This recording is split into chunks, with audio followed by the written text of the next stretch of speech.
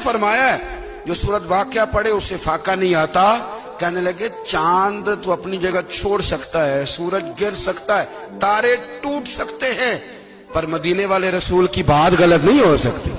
हुजूर ने फरमाया फाका नहीं आएगा तो इंशाअल्लाह कभी भी नहीं आएगा। करने का काम यह है कि हम अपने मामलात, अपनी इबादत, अपनी दुआएं कभी 10 मिनट आदत हो जाए ना दुआ मांगने की, अलहदा से रात को। हुजूर ने फरमाया जो फर्ज नमाज के बाद दुआ मांगे अल्लाह उसकी कबूल कर लेता है। नबी पाक सल्लल्लाहु ताला अलैहि वसल्लम ने फरमाया अल्लाह मुसाफिर की दुआ कबूल फरमाता। हुजूर ने फरमाया अल्लाह मजलूम की दुआ कबूल फरमाता। हुजूर ने फरमाया बीमार से दुआ कराओ अल्लाह उसकी दुआ कबूल फरमाता है। मेरे नबी पाक ने फरमाया माँ बाप जब भी औलाद के लिए हाथ उठाएं, वैसे तो बुल्ले शाह तो आसमानी उड़दियां ही फड़ दें, जेड़ा घर बैठा उन्होंने फड़ेगा ही नहीं। हुजूर फरमाने लगे माँ बाप जब भी औलाद के लिए दुआ फरमाएं अल्लाह उनकी दुआ को कबूल करता है।